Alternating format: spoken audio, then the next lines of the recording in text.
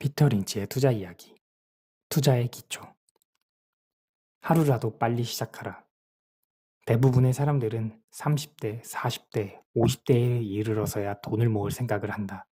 자신이 점점 더 나이가 들어가고 있고 머지않아 호숫가에 작은 별장을 사거나 세계 여행을 하기 위해서 은퇴 자금이 필요하다는 사실을 절실히 깨닫기 때문이다. 하지만 젊은 시절에 투자를 했어야 한다는 사실을 뒤늦게 깨닫고 나면 그때는 이미 주식 가격이 상승할 수 있는 귀중한 시간이 다 흘러가 버린 시점이 된다. 일찍 투자를 시작했으면 여러분의 투자금은 그동안 꾸준히 늘었을 것이다. 사람들은 투자를 하는 대신 마치 내일이 오지 않을 것처럼 소비 생활을 즐긴다. 지출 가운데 대부분은 자녀 부양, 위로비, 학교 등록금, 보험료, 집 수리비 등 반드시 필요한 데 들어간다. 월급을 다 써버리고 남은 돈이 없다면 어쩔 수 없다. 그러나 대부분의 사람들은 약간의 여유 자금을 갖고 있다. 하지만 그 돈을 투자에 쓰지 않는다. 근사한 레스토랑에서 저녁을 먹거나 비싼 차를 사고 할부금을 갚는 데 사용한다. 사람들은 빈손으로 인생의 황혼기에 접어들게 된다.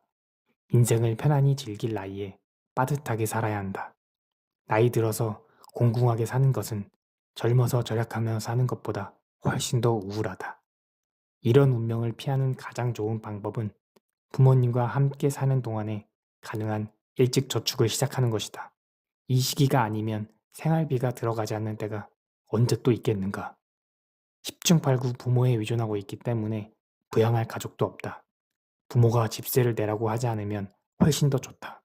직장을 갖고 있다면 수입을 투자할 수 있다. 부모님 슬하에 있을 때 열심히 절약하면 분가에서 생활비가 더 많이 필요할 때 그만큼 더 여유롭게 살 수 있다. 한 달에 10달러든 100달러든 감당할 수 있는 범위 안에서 정기적으로 저축해라. 뉴스 보도에 따르면 20대와 30대 상당수가 공짜로 잠을 자고 밥을 먹던 부모 집으로 돌아가고 있다고 한다. 이런 경향은 세상에 나가 스스로 성공하려는 진취성이 사라져버린 새로운 무임승차 세대가 증가했음을 뜻한다. 한 번은 월스트리트 저널에 X세대 은퇴 대비 저축 시작이라는 제목의 기사가 실렸다. 그 기사의 요점은 X세대로 불리는 20대들이 조용히 돈을 저축하고 있다는 것이다. X세대는 분명히 부모 세대보다 더 많이 저축을 하고 있었다. 부모 세대인 베이비붐 세대는 미래를 위해 저축하기보다 지금 소비하는 것을 더 좋아했다. 반면 X세대는 자신의 노년을 사회보장 제도에 맡길 수 없다는 것을 일찍 깨달았다. 그들은 부모가 신용카드 대금을 지불하기 위해 열심히 일하는 모습을 지켜봤기 때문에 같은 실수를 반복하고 싶어 하지 않았다.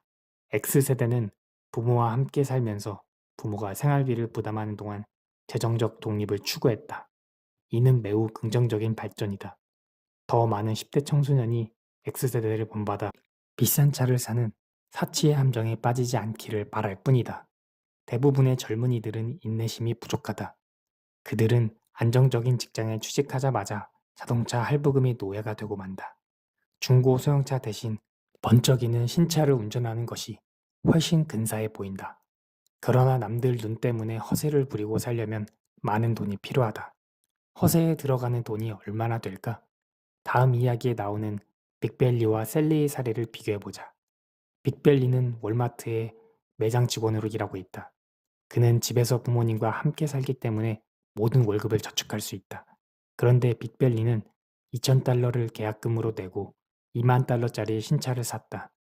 나머지 1만 8천 달러는 자동차 할부 금융회사에서 대출을 받았다.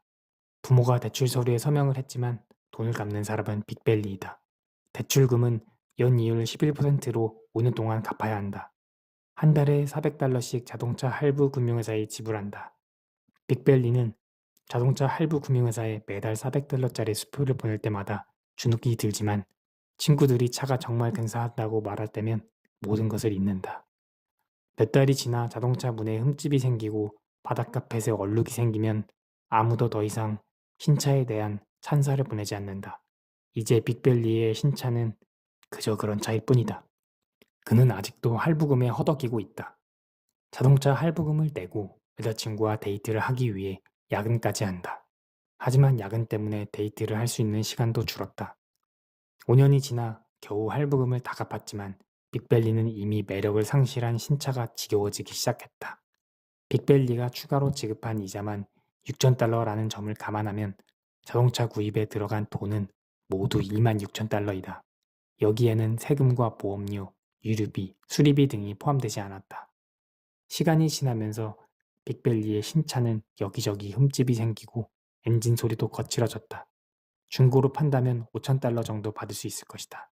결국 빅벨리가 26,000달러를 투자하고 얻은 것은 더 이상 좋아하지도 않는 5,000달러짜리 딸랑차 한 대뿐이다.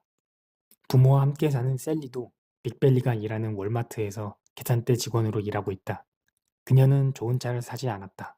그녀는 저축해서 모은 돈 2,000달러로 중고차를 샀다. 셀리는 갚아야 할 할부금이 없다. 자동차 할부 금융회사에 한 달에 400달러를 지불하는 대신 그녀는 주식형 뮤추얼 펀드에 가입해 한 달에 400달러씩 투자했다. 5년 후 빅벨리가 마지막 할부금을 지불한 시점에서 셀리가 투자한 뮤추얼 펀드의 가치는 2배로 증가했다. 매달 400달러씩 꾸준하게 적립한 데다 뮤추얼 펀드의 가치도 상승하면서 재산이 3만 달러로 늘었다. 셀리는 출퇴근에 아무런 문제가 없는 중고차를 여전히 소유하고 있다. 그녀는 자동차를 투자로 생각하지 않았기 때문에 흠집이나 얼룩에 전혀 신경 쓰지 않았다. 자동차는 단지 교통수단이라고 생각했다.